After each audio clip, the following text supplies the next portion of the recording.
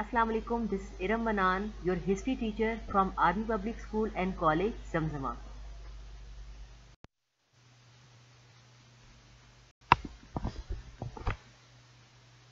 The name of the textbook is Window to World History. This is our textbook, Window to World History for class 8. Page number 79, chapter number is 6, lesson name is Quest for Pakistan, Political Settlement. Resources required are textbook, internet, laptop and notebook. In this lesson, we are going to learn about the political developments in India as well as Delhi Muslim Proposal 1927.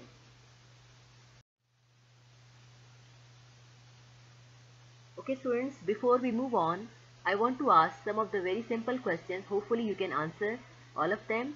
My first question is, can you name the two major political parties in India before 1947? So I'll repeat my question. Can you name the two major political parties in India before 1947?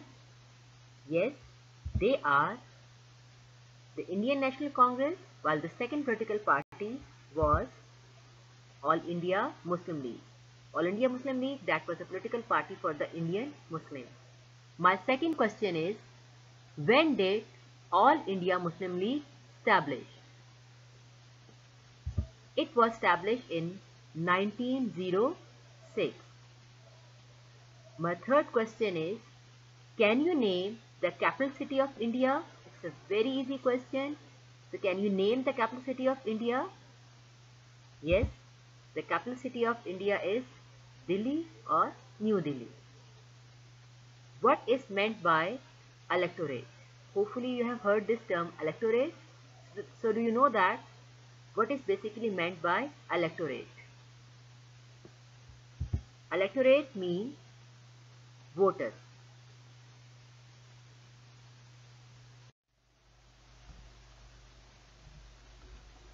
So students, hopefully at the end of the lesson, you would be able to describe the political scenario in India as well as outline the objectives and results of the Delhi Muslim Proposals 1927.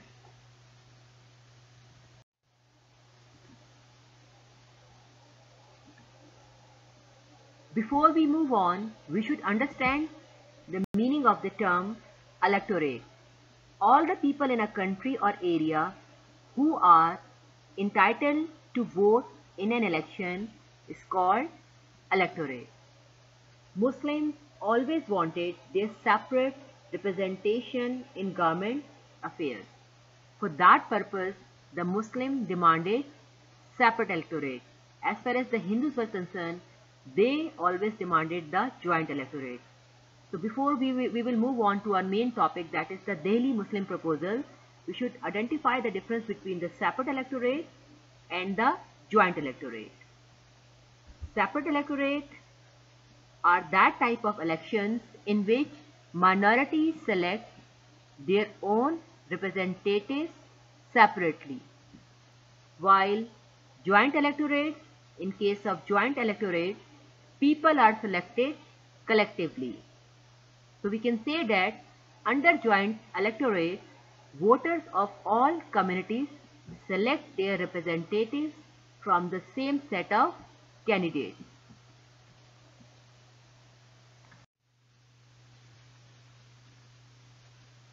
As I have told you, Muslims wanted their representation in the government affairs. For that purpose, they demanded the separate electorate. So this long-lasting demand of the Muslims was finally accepted by the British under the Indian Council Act of 1909. So the Indian Council Act of 1909, which was popularly known as the Minto-Morley Reforms, granted the separate electorate to the Muslims so that Muslim minorities could have a voice on the council. So finally, we can say that the Lord Minto and John Morley, they accepted the demand of separate electorate for the Muslims.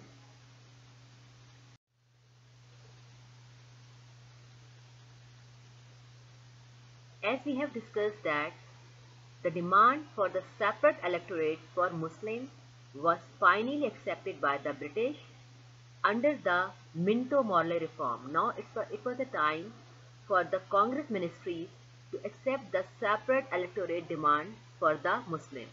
So this demand was finally accepted under the pact, and that pact was called as the Lucknow Pact.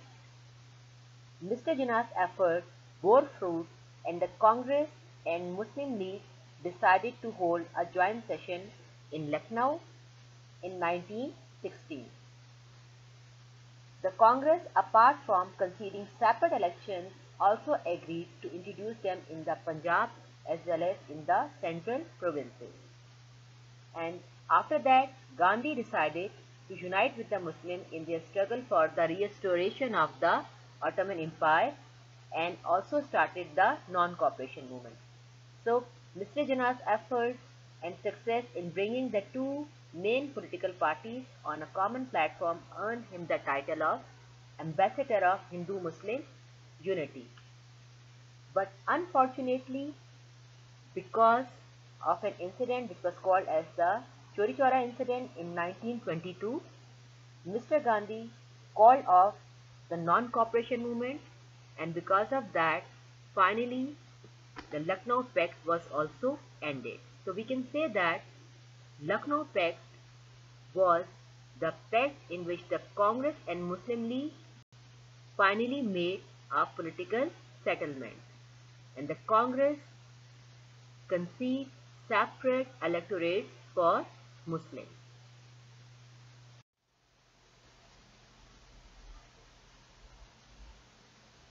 In order to break the ice and bridge the gap between the Muslim League and Congress so that they could present common demands before the British for the legislation of the new act, a group of prominent Muslims met at Delhi on 20th March 1927. Jinnah presided over the session, and the proceedings were held in camera and lasted for almost 7 hours. So they knew that the greatest constitutional contention between the Muslim League and the Congress was the matter of electorate, the separate electorate.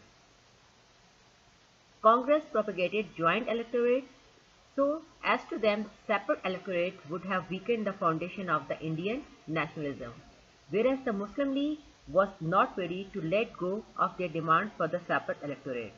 So finally, the Jinnah and his team realized that they could only convince the Congress to accept a common agenda if they withdraw the League's demand of separate electorate. So they discussed and finally chalked out the conditions following which the system of joint electorate could be accepted. So now the Muslims decided they are going to leave their long-lasting demand of separate electorate. Then after that, a prolonged discussion, it was unanimously resolved that League should accept a settlement with the Congress on the basis of certain proposals.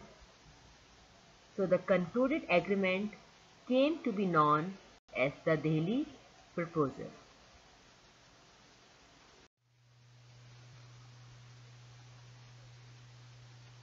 Let's find out what was the Delhi Muslim Proposal. The proposal that was made by Quaid-e-Azam along with his team members. So we are going to find out the main terms and conditions of the Delhi Proposal.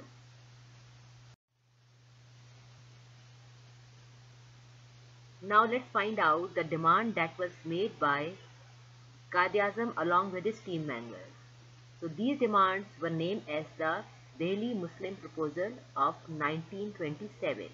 So the first demand was Sindh to be separated from Bombay and made a separate province. The second demand was introduction of reforms in the North-West Frontier Province as well as Balochistan. And the third demand was 1/3 representation in the central legislature should be ensured for the Muslims. So Muslims should be given 1/3 representation in the central legislature. And the fourth demand was weightage representation in Punjab and Bengal. So it means that the Muslims are going to be given their representation according to their population, because in Punjab and Bengal, Muslims, they were more in number. So these were those demands which were prepared by Quaid-e-Azam and his team member, and these demands were finally put forward to the Indian National Congress. Now it's a time to find out the reaction of the Congress on the Delhi proposal. Hindus first of all accepted, or we can say that they fully welcomed the Delhi proposal. But after 6 months, they opposed or rejected the Delhi proposal. While the Sikhs also rejected the Delhi proposal, there was an organization which was called as the Hindu Mahasabha, which was the Hindu organization, also rejected the Delhi proposal. But the important thing is that first the Hindus accepted and then later on they rejected the Delhi proposal. Even though the Muslims, they also left their demand, or they withdraw their long-lasting demand of the separate electorate, and now according to the Delhi proposal, they decided to have the joint electorate. But still the Hindus, after 6 months, rejected the Delhi proposal because they actually wanted to weaken the Muslims. Because after the Delhi proposal, the Muslim League was actually split. So let's find out.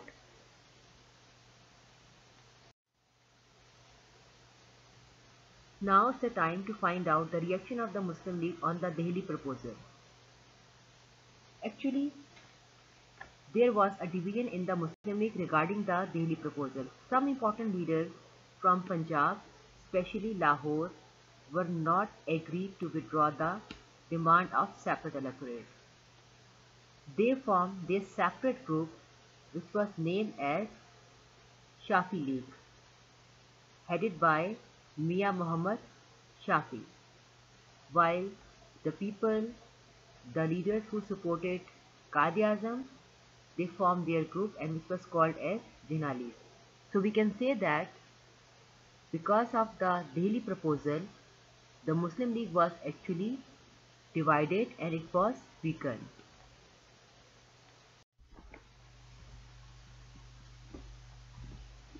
Now it's a time to make a quick recap. So students, I'm going to ask few questions, so you need to answer each of them one by one. My first question is that, when did the Delhi Muslim proposal take place? Can you tell me, when did the Delhi Muslim proposal take place? The Delhi Muslim proposal takes place in 1927. My second question is, Muslim wanted representation in the central legislature. Can you tell me how much representation the Muslim wanted in the central legislature? The Muslim demanded 1/3 representation in the central legislature. My third question is, after the Delhi Muslim proposal, Muslim League was divided into different parts. Can you tell me in how many parts the Muslim League was actually divided? The Muslim League was divided into two parts, the Jinnah League and the Shafi League. Jinnah League was headed by Quaid-e-Azam Muhammad Ali Jinnah, and Shafi League was headed by Mia Muhammad Shafi. Can you tell me the other name of Shafi League? Do you know the other name of Shafi League? Yes, the other name of Shafi League was Lahore League.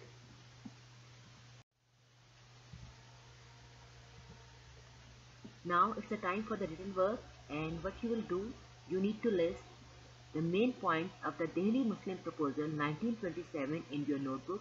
Kindly follow all the instructions which are already given. Besides this, do study the picture from textbook page 78. Thank you.